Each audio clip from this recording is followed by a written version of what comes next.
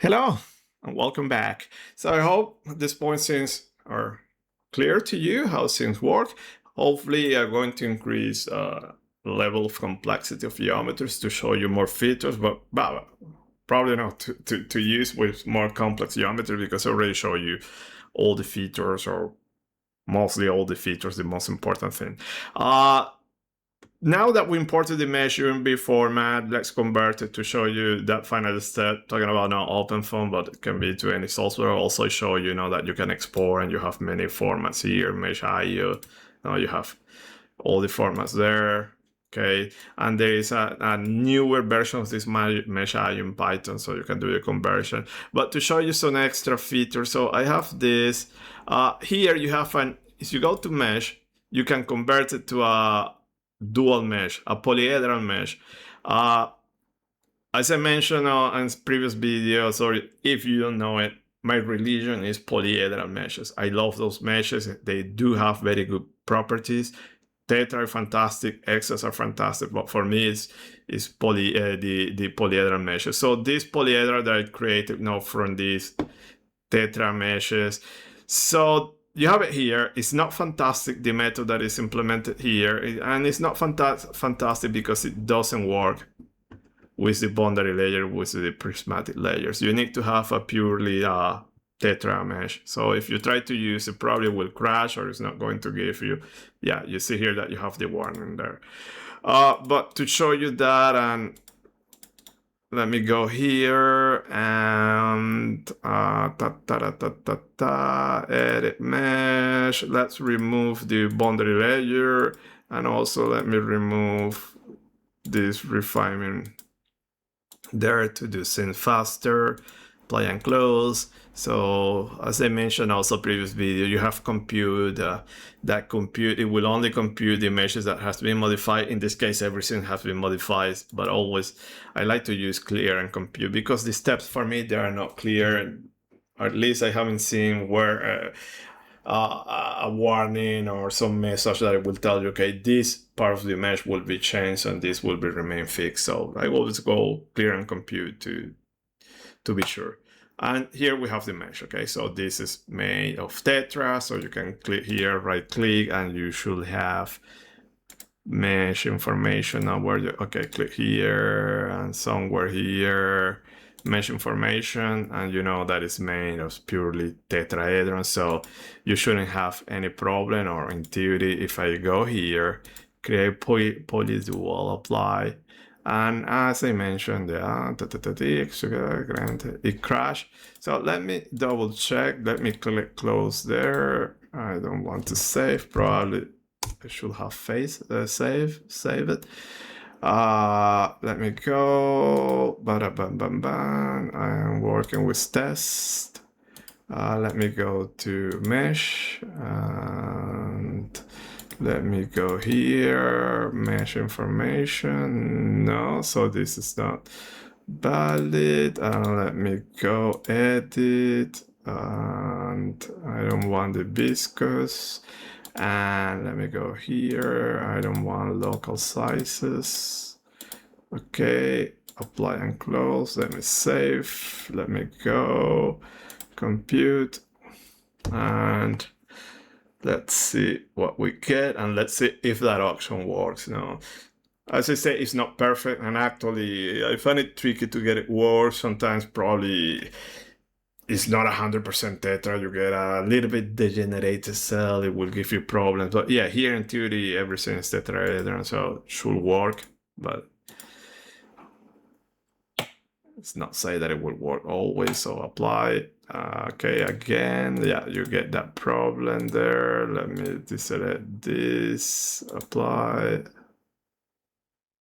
Okay, so actually you have it there, and now here, if I well recall, so yep, mesh information, reload.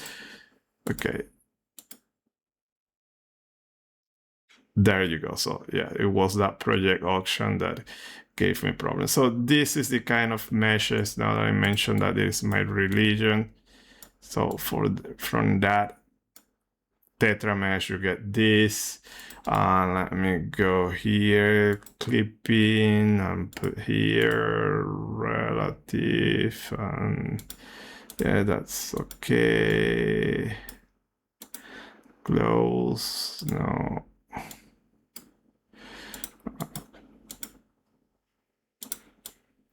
Okay, and zoom in, and this is what you have, okay? The drawback here is that you cannot add the boundary layers. For the moment, it's not compatible. But remember, by the way, here, right click, you can export it. But remember that, actually, let me go export it. Let's see, do you want during this part? With the PolyDual. Okay, so yeah, okay, let's continue to see what we have. Okay, so yeah, I think that everything was lost, and still we have the patches and so on. So yeah, so now that we export everything, and well, something well, nothing else to show you. We have the most important things. By the way, you can also create the groups at the dimension level, but I recommend you to create everything at the level of the cat. It's much easier. Okay, so what I want to show you now, the next step. I save it. Well, doesn't matter. Again, video description, you have the link to download the clean document. So you can convert the mesh. So remember, this is in test. This is the one that we were working. Okay, you have all the cat, everything saved there, and then you can convert it. So for instance, you want to convert ideas, UMB. Okay, already, by the way, you need to be in an OpenFOAM case. So I have there a clean case. And let me go ideas UMB, and I want to convert test UMB, and it will do the conversion. So if everything is okay, so see that you have all your patches there, your cell count, everything, and as always, as usual, always check mesh and your cell count, everything, nothing strange. You have the precision of the boundary layer. Remember that we exported here the boundary layer. In this case, we have the boundary layer, all the patches, and quality amazing. Paraphone built-in, and now we can visualize the mesh. So we go here.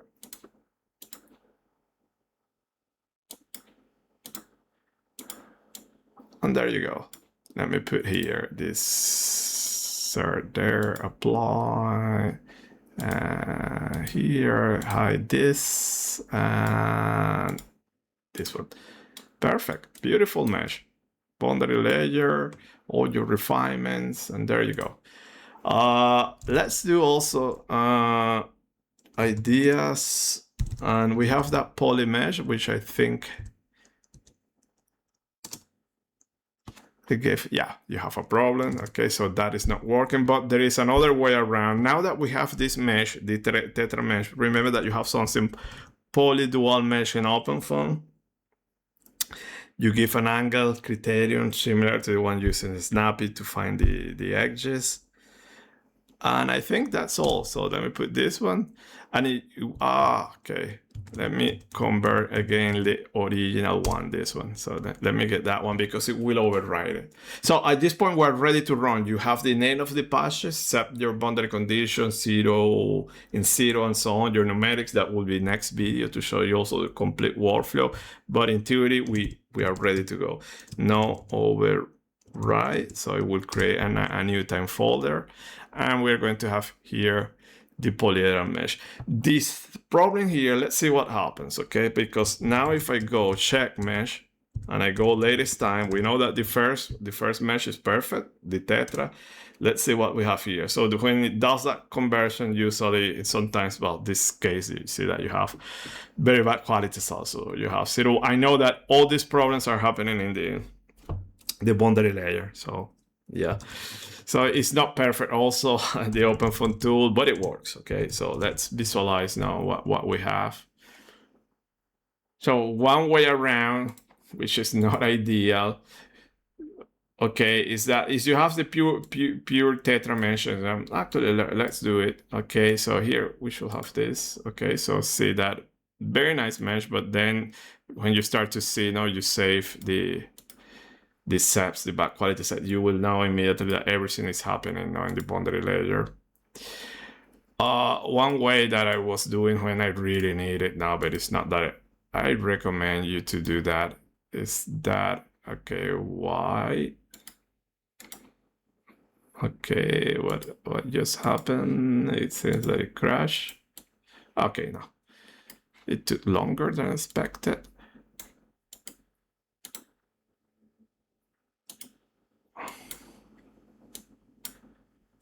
Okay, so there you go. Fantastic, beautiful mesh. Remember that you have some quality issues in the bottom. And actually here, you see when capturing, no, here, see that in the corners. So, and to show you, if now I do, actually, so 30, let me put 150. So does it won't capture the chart angles around the cylinder. Okay. The mesh is going to be good quality. So let me get here. And there you go, perfect mesh. Let's visualize. But when we visualize, you will see that those chart angles are not going to be resolved. It will be up to you, you know. Do you want to resolve that? You can I proceed with the simulation without those edges? So that is up to you, the part of the hypothesis that you take while simulating. Okay, do it while conducting simulation. So let me go here, apply. But there you go. So the issue here is see that it has been round off. Probably, I think, okay, you can follow now as you're following these videos, you can capture the edge and probably add more refinement there to avoid that problem. I don't know. But honestly, it's something that when I want to do polyhedral meshes, I use another meshing tool that is able to do that. But what I wanted to test here, actually, let me launch Salome. Now, actually, I know it's going to work. But then the step that I don't like that I used to do it like that is that then the boundary layer you can add it in using Snappy because Snappy is post BL. Okay, so probably I can show you that in a future video. So let's go and let me go here to show you. Okay, we're working here.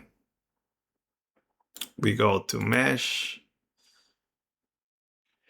So I extended the video too much, so at this point you know how to convert it. You have these small issues with the polyhedral and so on. So the tetra, they are perfect. You can use it. You have everything. You have your patches. You can do conduct your simulation. Let me erase this one. I don't need this.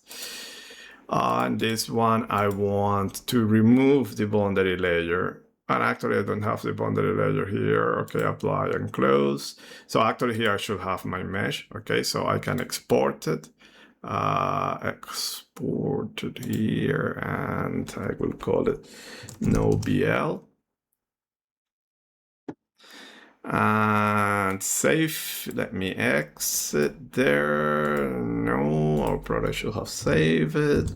Clean case, and now I go here. Bam, bam, bam, bam, bam. No. It was no BL, so I have this mesh, and now I go here. Bam, bam, bam, bam, bam. No, 30. And if I do check mesh latest done, it should be okay because I don't have the boundary layer. That was the problem, as you see there. So PolyFOAM built-in, apply.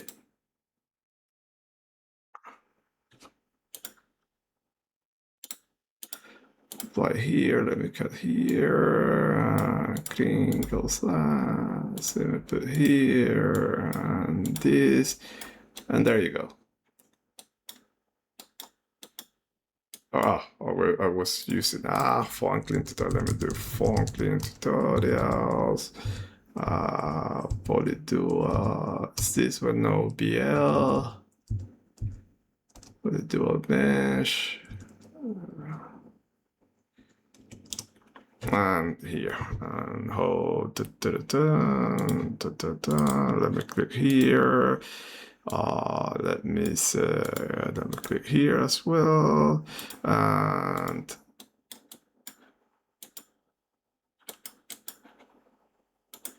Okay, so what is happening? Refresh. I should see the, okay, the other mesh. Let me add here.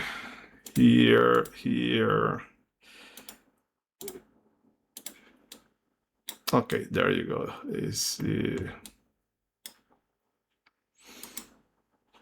There's no boundary layer. Perfect. Let me put this crinkle slider, and there you go.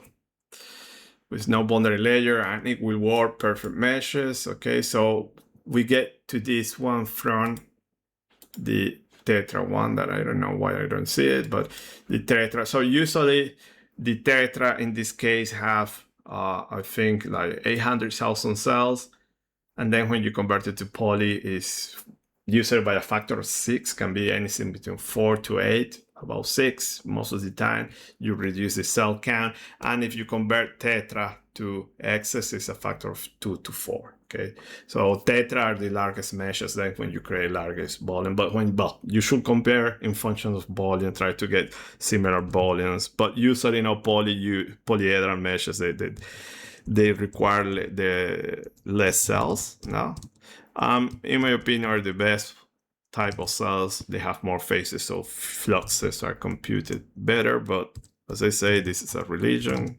I am just a random guy with an opinion, so that's my case. So yeah, this is it. We have everything. I show you now how to convert it. So do the easy geometry now, this one, but still to introduce the features in Salome. So we started from Onshape. Practicing Onshape how to do the geometries, by the way, how to generate the geometries, because Salome is not straightforward. There are some operations that will hide some options, or they're called differently. So play around in a professional tool, and then when you move to Salome, everything will be clear to you. Okay, all the operations. As I say, it's very buggy, at least in Linux, so always save everything. So you are here, you have your shaper, so reproduce everything. You have your geometry, get familiar with the bars. The toolbars probably is different what you have that I have here. So remember that you can enable here to hide faces for selection. You have it here. It's a tricky step. Probably there is an easier way. I don't know. If somebody find an easier way, let me know. But yeah, that's it. After you have everything, remember you create named selections or groups. These groups is everything exposed in the meshing tool to do local refinement or to save the faces for the boundary condition for your simulation. Not only in faces and volumes that you see here, you can also apply it in wire. So you have build, and you can build a wire, and you select an edge, and now that edge will be exposed. Okay, so that will be a wire, and then you can add refinement there. It will be equivalent to a point. Then you move to mesh. We introduce in meshing on many hypotheses. So see here that you have the wire, and you can apply any of those hypotheses. This one we will play in the PolyDual. We saw that it doesn't work very well. And create your mesh, and after you create your mesh, you assign your hypothesis. Okay, there are many methods. I think the method, or at least most of the time I work with this one, but there are many methods. Feel free to play with them. Also, you have NextGen, and then also you have Gmesh, and these two are commercial, by the way. And then yeah, you can create your meshes if you want. Okay, and this is it. So hope things are getting clear to you. So we have here everything, and yeah, in the next videos, let's set up the case. I'll probably show you.